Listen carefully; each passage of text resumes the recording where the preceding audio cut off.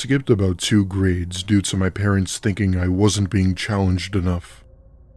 To put it in basic terms, I was a smart kid and had the gift of being intelligent in my studies.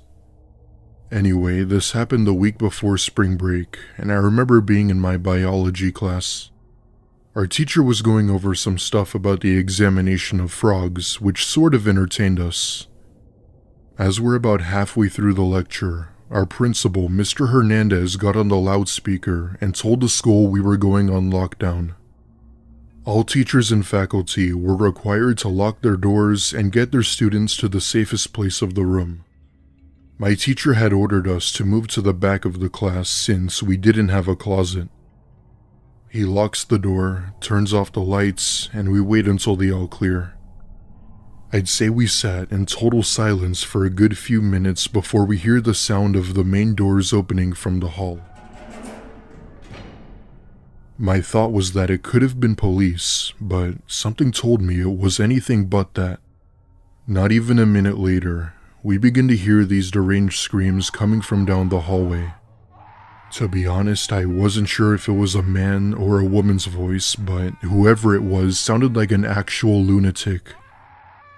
The whole class began to look at each other with terror written on their faces. One of the girls' phones in my class had gone off, and that caused everyone to become even more worried. As the screaming got closer, I came to the realization that it was a man with this extremely deep voice. What he was saying still chills me to the bone. He was going door to door while banging on them, saying what he'll do when he gets in. The stuff he's saying is horrendous to the point where the majority of us are texting our parents and calling 911.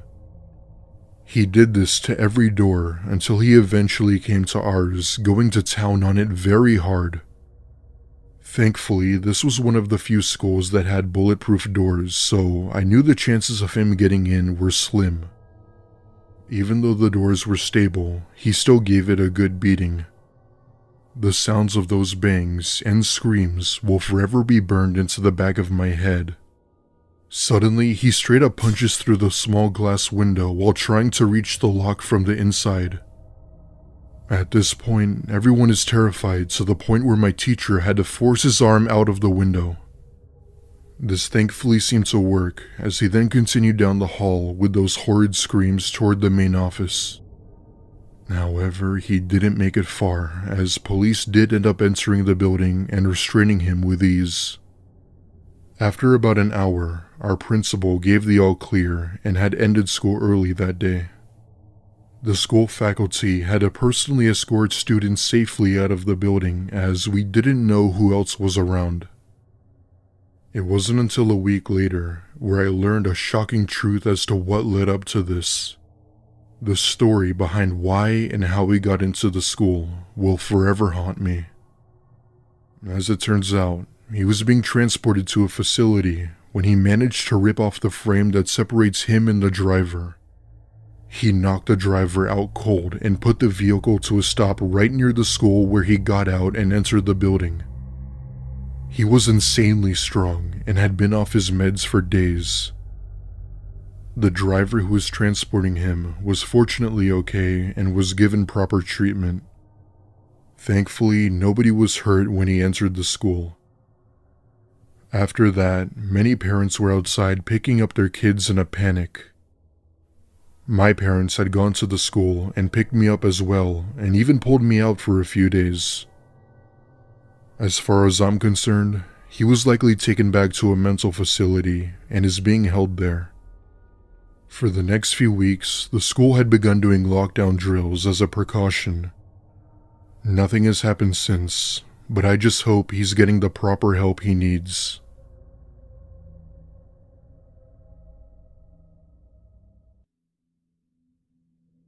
This took place in the spring of 2016 in my freshman year of high school when I was around 14 or so.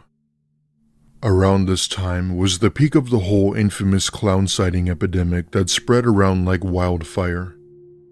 These events blew up on social media that got the attention of everyone. If you were a teen or in school around that time, you definitely know what I'm talking about. Long story short, it was the next big thing that just never went away. In my mind, I had thought that it wasn't as serious as some people thought, but little did I know, I was beyond wrong. To be exact, this happened on March 25th of 2016, where I was in my last period of the day. If I remember, I was in history class and we had just finished up an assignment on the Titanic and the history of it. At one point, I asked my teacher if I could use the restroom for a minute since I had completed the project early. Being the sweet and charming teacher she was, she said yes and gave me the pass. The restroom near my class was being cleaned, so I had to use the one on the other side of the building. As I'm making my way over to the other hallway, I look down the hall and see, out of all things, a person dressed in a clown costume. My initial thought was that it was probably just someone doing a prank because of the trend. I must say, the costume appeared very realistic in detail, even if it was a joke.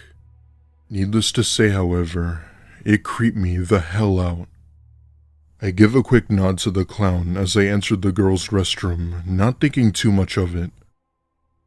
As I'm doing my business, I hear the PA turn on in the hall and inform everyone that we were on lockdown. My heart sank into the pit of my stomach as I heard this, and knew right then that it had to be because of the clown.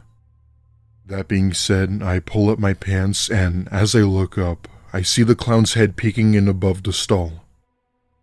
I let out what was probably the loudest scream I've ever done as I pushed open the door.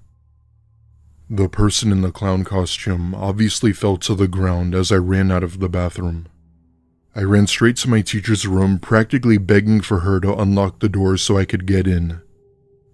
However, I knew she couldn't, as there was also a chance whoever that was would get in too. She told me from the other side of the door that I had to run and hide somewhere safe. I ended up running out of the hall and ran inside some electrical room that happened to be unlocked. The sound of a machine humming could be heard, so I figured that it would make it seem less likely that I was here. Suddenly, I then hear several sets of footsteps enter the building yelling police.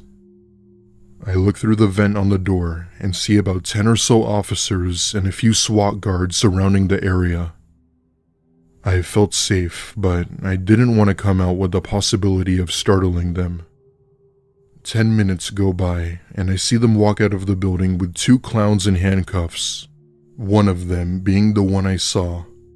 The other one had this sort of samurai machete thing that was in fact real. Turns out, these 2 clowns actually went to my school, but had gotten suspended for their behavior. They then went on to say that it was just for the trend, and that they didn't intend to actually harm anyone. However, police weren't buying it and arrested them no matter what the intentions were. After that, I eventually came out of the room and walked over to them to explain what had happened. They brought me into the main office, where I was with a faculty member until my parents arrived. As far as I know, those 2 boys were expelled from school and had served months in jail as they were 18. My parents ended up moving me to an at, and ever since then, I've always developed a fear of clowns. It took nearly half a year for the whole clown trend to die down. To be honest, I had never really understood the hype around it. Even with that whole situation, I still heard of many reports of people encountering clowns and almost getting hurt. Thankfully, nothing like that has ever happened again,